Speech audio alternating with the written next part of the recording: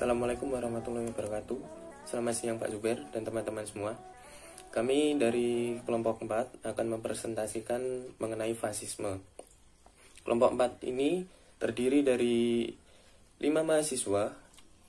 Yang pertama adalah Fani Rahmawati dengan NIM 030, kemudian Fikri Nanda dengan NIM 032, Grisilda dengan NIM 036, Humaira Putri dengan NIM 038, dan Jayanti dengan NIM 040. Dalam presentasi kali ini, penjelasan mengenai fasisme dibagi menjadi 4. Yang pertama merupakan konsep fasisme. Kedua, unsur ajaran fasisme. Kemudian sejarah perkembangan fasisme, yang dilanjutkan dengan praktik dan bentuk fasisme di Indonesia. Definisi fasisme. Fasisme adalah ideologi atau paham yang menjunjung tinggi kekuasaan absolut. Paham ini mengabaikan demokrasi dan menerapkan praktik otoriter, serta terdapat nasionalisme yang fanatik. Terdapat pengertian fasisme menurut beberapa ahli. Menurut Polyansas, fasisme ialah paham yang disebabkan oleh krisis ekonomi berkelanjutan serta krisis ideologi di dalam kelas penguasa. Kemudian, fasisme menurut Robert O. Paxton. Fasisme menurut Robert O. Paxton ialah paham sebagai keasikan obsesif dengan degradasi dalam masyarakat, seperti penghinaan dan menjadi korban. Untuk selanjutnya, saya Fani Rahmawati, NIM di 0319030 akan menyampaikan tentang sifat, kelebihan dan kekurangan serta tujuan dari ideologi fasisme. Untuk sifat, ideologi fasisme memiliki sifat diantaranya yang pertama ultranasionalis, yakni membanggakan negara sendiri dan meremehkan negara lain. Yang kedua rasis, yakni diskriminasi suku, agama, ras, golongan, dan ciri fisik. Yang ketiga militerisme, yakni mengklaim kekuatan militer menjadi tujuan terpenting.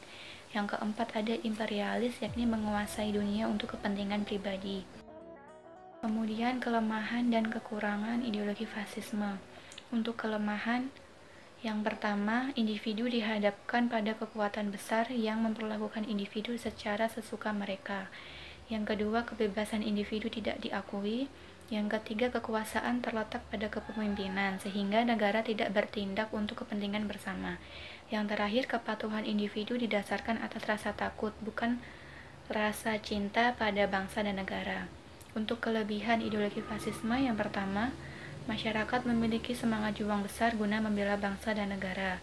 Yang kedua, mudah mengendalikan perusahaan sebab individu yang konsisten. Yang ketiga, persatuan nasional kuat. Yang keempat, tingkat kedisiplinan tinggi. Kemudian yang terakhir, pengambilan keputusan yang cepat. Selanjutnya, tujuan fasisme. Tujuan fasisme secara umum yaitu menjadikan masyarakat berpikir dan bertindak secara seragam. Guna mencapai tujuan tersebut, fasisme menggunakan kekuatan, kekerasan, metode propaganda, hingga genosid atau pemusnahan suatu golongan atau bangsa. Bukan tanpa alasan, sebab menurut ideologi fasisme, negara bukan ciptaan rakyat, melainkan merupakan ciptaan orang kuat. Sekian, terima kasih. Perkenalkan, nama saya Griselda Levina Kusninanda, NIM di 0319036. Di sini saya akan menyampaikan materi mengenai ciri fasisme dan unsur fasisme. Ciri fasisme yang pertama yaitu fasisme merupakan produk masyarakat pasca demokrasi atau post-demokratik dan pasca industri atau post-industri. Yang kedua, kaum fasis tidak merebut kekuasaan negara yang tidak memiliki pengalaman demokrasi. Yang ketiga, kediktatoran makin dijunjung. Fasisme tidak mengakui persamaan derajat antar manusia. Yang keempat, adanya antusiasme dan dukungan massa. Yang kelima, memiliki sistem pemerintahan dengan satu partai. Yang keenam, masyarakat dan negara digunakan untuk mencapai tujuan. Yang ketujuh, membutuhkan gerakan militer untuk memiliterisasi masyarakat. Unsur ajaran fasisme. Unsur ajaran fasisme yang pertama yaitu menentang hukum dan ketertiban internasional. Fasisme mengangkat perang sebagai derajat tertinggi bagi peradaban manusia. Yang kedua, mengingkari derajat kemanusiaan. Pria melampaui wanita, militer melampaui sipil, anggota partai melampaui bukan anggota partai, bangsa yang satu melampaui bangsa yang lain, dan yang kuat melampaui yang lemah.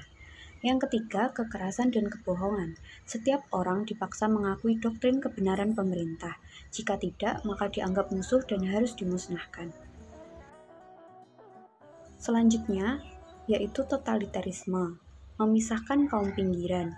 Hal inilah yang dialami kaum wanita, di mana mereka hanya ditempatkan pada wilayah 3K, yaitu kinder atau anak-anak, kuch atau dapur, dan kirch atau gereja.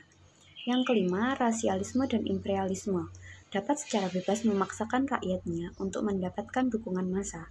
Selanjutnya, pemerintahan oleh kelompok elit. Jika ada pertentangan pendapat, maka yang berlaku adalah keinginan pemimpin atau elit. Yang terakhir, tidak percaya kemampuan nalar. Bagi fasisme, keyakinan fanatik dan dogmatik dianggap paling benar. Selanjutnya, saya Umaira Putri Adelia, NIM D031938, akan menyampaikan materi tentang sejarah perkembangan fasisme di dunia. Fasisme mulai muncul pada awal Perang Dunia II, yang dipelopori oleh Adolf Hitler dari Jerman, kemudian Perdana Menteri Tanaka dan dikembangkan oleh Perdana Menteri Hideki Tejo dari Jepang, dan Benito Mussolini dari Italia. Fasisme bibit-bibitnya muncul pasca Perang Dunia I, di mana pasca PD1 terjadi krisis ekonomi, pengangguran, kemunduran pendidikan, hilangnya sebagian populasi, terutama laki-laki, dan depresi di masyarakat. Dengan memanfaatkan ketidakstabilan kondisi dan kondisi psikologis masyarakat, yaitu depresi, fasisme bekerja dengan cara memanfaatkan kerinduan masyarakat akan perubahan dan kejayaan masa lalu. Dengan metode doktrin dan cuci otak, paham ini akhirnya mendapatkan dukungan dari masyarakat. Selanjutnya saya akan membahas tentang fasisme di Italia. Fasisme di Italia dipelopori oleh Mussolini. Mussolini menggunakan metode doktrin untuk memobilisasi rakyat di Italia. Ia menyerukan kejayaan Romawi dan mulai melakukan serangan, salah satunya yaitu serangan ke Roma. Serangan ini membawa 50.000 militan yang berakhir pada kemenangan kaum fasis Italia. Kaum fasis Italia kemudian membentuk pemerintahan dengan Roma yang dipimpin oleh Mussolini. Mussolini kemudian memimpin pemerintahan ala fasis, yaitu dengan pemaksaan dan teror. Yang kedua yaitu fasisme di Jerman. Fasisme di Jerman dipelopori oleh Hitler. Hitler dengan pergerakan nazinya semakin luas hingga menjadi partai penting di parlemen. Pada tahun 1933, tepatnya 30 Januari, Hitler diangkat menjadi kanselir oleh Presiden Hindenburg. Pada pemilihan umum tahun 1933, Hitler dengan kecurangan Nazi berhasil lolos dan menjadi diktator Jerman selama 4 tahun. Pada Agustus 1934, pasca wafatnya Presiden Hindenburg, Hitler memegang kekuasaan kanselir sekaligus sebagai presiden. Selanjutnya saya akan membahas tentang fasisme di Spanyol. Fasisme di Spanyol dipelopori oleh Francisco Franco. Francisco Franco mendapat dukungan dari Hitler dan Mussolini untuk mengalahkan kaum komunis. Francisco Franco memimpin rezim dengan penindasan dari tahun 1939 sampai tahun 1975. Yang selanjutnya yaitu fasisme di Jepang. Jepang dengan ideologi fasisme menguasai wilayah Asia Timur pada era Perang Dunia II. Jepang memandang perang sebagai langkah menciptakan New Order di Asia Timur dan melepaskan belenggu imperialisme Barat. Jepang menginvasi berbagai wilayah, termasuk Indonesia, untuk menyokong industrialisasinya. Taktik imperialisme Jepang ke Indonesia dilakukan dengan propaganda Nippon 3A, yaitu Nippon Pemimpin Asia, Nippon Pelindung Asia, dan Nippon Cahaya Asia. Sekian materi dari saya. Sejarah perkembangan fasisme di Indonesia. Stratifikasi sosial melalui penggolongan ras pada era kolonial di Hindia Belanda merupakan bibit awal fasisme. Stratifikasi sosial tersebut dapat dilihat melalui pengkategorian golongan Eropa sebagai ras tertinggi, disusul Timur Asing dan Inlander atau Bumi Putra. Perkembangan fasisme di Indonesia tidak terlepas dari berdirinya NIVO pada tahun 1933. VC atau Vanderlust Club dan IEV atau Indo-Europe Verbond bersama NIVO mendukung penyatuan kaum fasis di Hindia Belanda dan mendukung NIVO sebagai bagian dari NSB.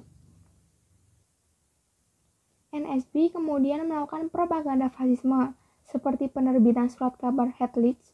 Surat kabar tersebut berisi tentang kemenangan-kemenangan fasisme terhadap komunisme.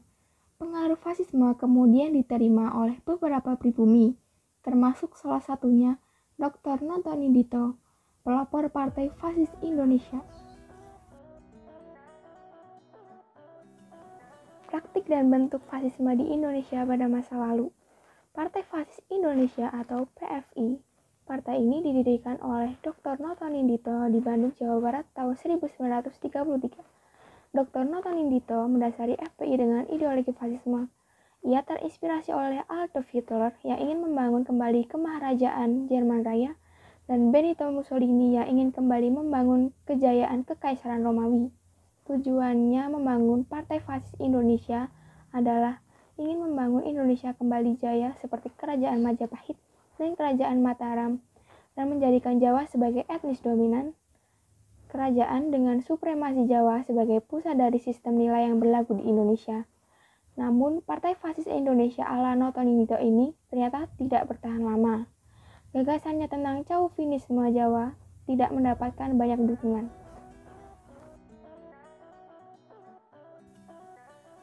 Praktik dan bentuk fasisme di Indonesia pada masa kini. Memasuki tahun-tahun politik, memunculkan perdebatan tentang kebangkitan fasisme gaya baru yang sedang menemukan bentuknya dan berkembang di Indonesia.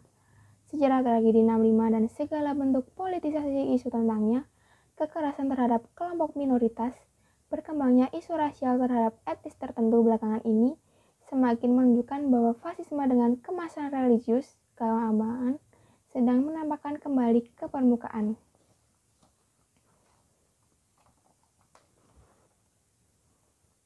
Mansur Faki almarhum pada tahun 2010 menyatakan kekhawatirannya. Ia mengatakan krisis gawat, entah krisis ekonomi maupun krisis politik yang terus melanda Indonesia. Tak mustahil jika hal tersebut dapat menjadi bibit-bibit persemaian fasisme. Fasisme sudah mulai berkembang di Indonesia secara halus. Faktanya, berbagai organisasi pintar memobilisasi massa, arak-arakan, melakukan tindak kekerasan, dan memaksakan kehendak. Kelompok fasis paling lihai memanfaatkan kedemokrasi, karena bagi mereka demokrasi hanya sebuah kendaraan, bukan sebuah nilai. Demikian presentasi dari kelompok 4. Kurang lebihnya kami mohon maaf. Terima kasih atas perhatiannya. Wassalamualaikum warahmatullahi wabarakatuh.